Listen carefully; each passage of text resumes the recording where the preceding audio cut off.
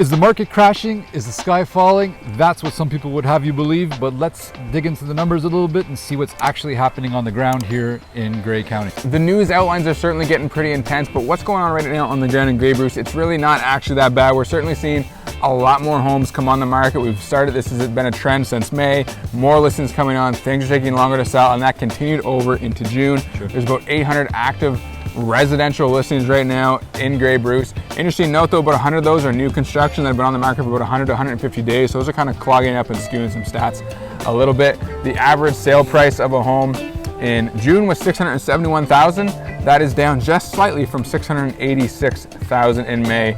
So prices have dipped a little bit. Owen Sound is much the same. Yeah, we're not, a little smaller scale. We're at 71 active listings right now with an average sale price of $563, which is down slightly from May, but actually up a little bit from April. It takes about 2 weeks, two and a half weeks to sell a home now, where it was about 7 to 9 days over the last year or so.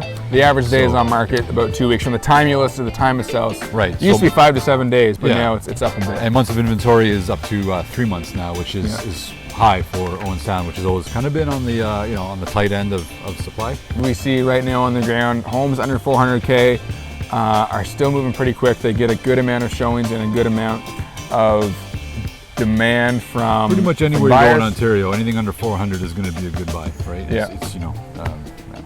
Something else is showings though. Showings on pretty much anything over that 500K mark they're way down. There's much less buyer demand now, so a lot less interest in homes, and that's kind of what happens when you raise interest rates so much. It actually pushes a lot of buyers out of the market, and the news headlines are also kind of scary, so a lot of people are sitting on the sidelines. But you have to wonder, if interest rates go back down, there's talk of a recession, and oftentimes they'll drop rates in a recession. Will opportunity arise again? Will prices start to pick back up? Final thoughts here. Let's talk about sellers.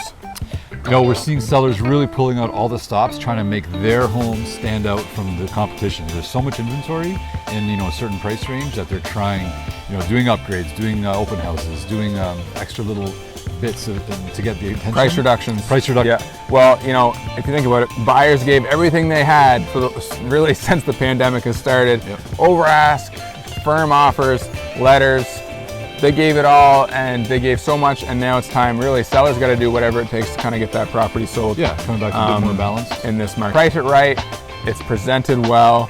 It should still sell. Finally, if you're a buyer out there, there's actually probably a pretty good opportunity right now to get a home with no conditions, a little bit under the asking price, and you just can't predict what's going to happen with the market. If you're planning on selling that place in a year, probably hold off. But if you're planning on buying long term, you can't go wrong. Time in the market will always beat timing the market. Good enough. Good.